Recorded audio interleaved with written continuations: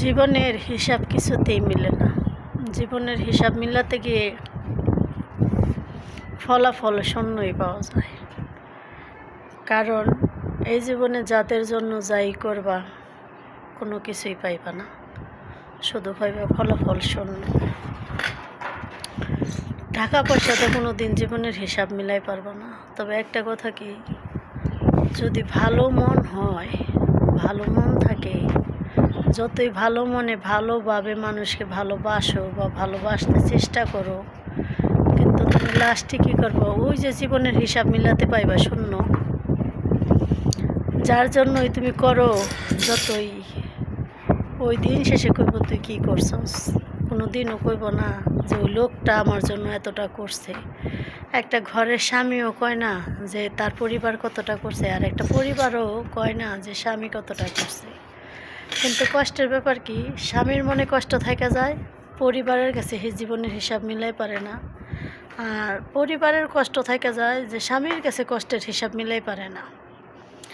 আর বাদ রইল ছেলে মেয়ে সন্তান, তাদের হিসাবও মিলান যাব না। তাদেরকে যত শরীরের রক্ত পানি কইরা টাকা পয়সা ইনকাম কইরা তাদেরকে লেখাপড়া যাই শেখাও, কিন্তু ফলাফল শূন্য।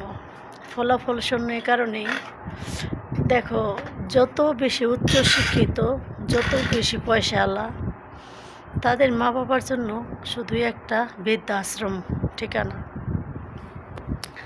আর হয়তো মধ্যবিত্ত ফ্যামিলির কিছু কিছু বাবা মারা হয়তো ভালো আসছে, কারণ তারা ভাবে যে মাকে বাবাকে সেবা করাই মানে আল্লাহকে সেবা করা। কারণ আল্লাহর পরে মা বাবা যদি হয়, তাহলে মা বাবাকে ভালোবাসলে আল্লাহর দিদার পাওয়া যায়।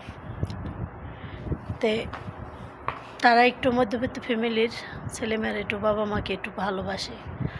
আর যারা নিয়ে উচ্চশিক্ষিত করায়, তাদের ছেলেমেয়েরা কী করে, মনে করে মা বাবা উটকো ঝামেলা ভেজাল বিচ্ছাদ, তারা বেমানান, তাদেরকে রেখে আসে বৃদ্ধাশ্রমে। হয়তো কেউ টাকা দিয়ে বৃদ্ধাশ্রমে রেখে আসে, আবার কেউ করে কি বৃদ্ধাশ্রমের সামনে ফালাই দেওয়া হয় যে মা এখানে বসো, বাবা এখানে বসো।